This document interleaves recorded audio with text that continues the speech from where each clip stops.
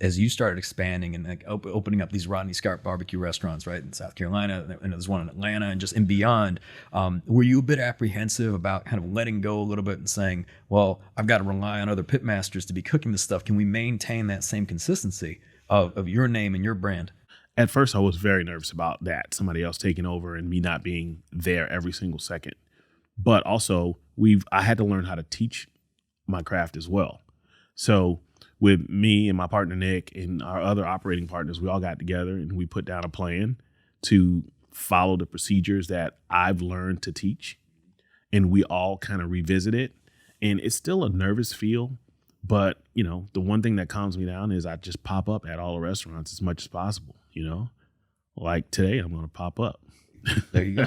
Because I imagine there must have been some conversation at some point with Nick when he's like, "Man, we gotta start opening up these restaurants," and you're like, "Well, I don't know about that." Like, was there something specific that he said to you that reassured you that this could be done in a way that wouldn't compromise kind of the quality and your legacy? Absolutely. I remember the first time he says, "How many do you think you want to open?" And I said 30, and he looked at me and laughed, and then I said, "Well, all right, 3." And didn't think about it twice. And he says, well, if we scale this thing, there's a way that we need to be able to follow it to make sure that we have a nice consistency on all of our products. And that's when he started to explain to me how to make sure our recipes are all locked in and they're all followed by every restaurant that we have. And that gave me some peace of mind that, this is getting done the way it should be. And how many restaurants are there today? Currently, there's 4 restaurants. We have the Charleston location. We have one in Atlanta here.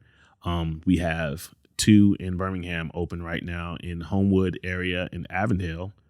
For the future, we're scheduled to open our Trustville location in Alabama around the Birmingham area. And next year, we're set to open in Nashville, where we partnered with Eric Church. There you go. Yeah. So we'll be in Nashville, hopefully in 23. So if you had to project, I mean, I'm sure you have a kind of a number, a goal in mind. If you're looking ahead, 10, 20 years from today, like how many restaurants are you thinking? 10 or 20 years from today, I'm thinking maybe 25, 30 of them. Yeah. I'm here. I am a 50-year-old man, and my cousin said to me, "You got more years behind you than in front of you." Mm-hmm. And I was like, man, I'm gonna swing at this pitch, see if I can get a home run.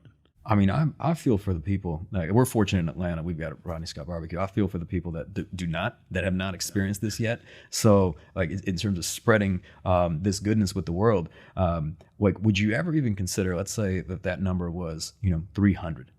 Absolutely. Because I mean, if this food is great, people are loving it. Like you want to expand indefinitely. And it's just, I'm wondering, like, who would you say is your competition today? McDonald's. Yeah. And I say that for a reason. I used to always read their signs, billion served, as a kid. And I said, I'd like to serve a lot of people myself. And they're all over the world, Here's a clown serving food all over the world. And, I said, we could do this too.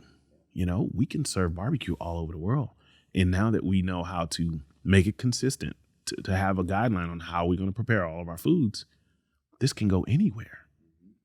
And that is my thought. And I feel like that's the goal I'm trying to reach, to be out there and have great quality food all around the world.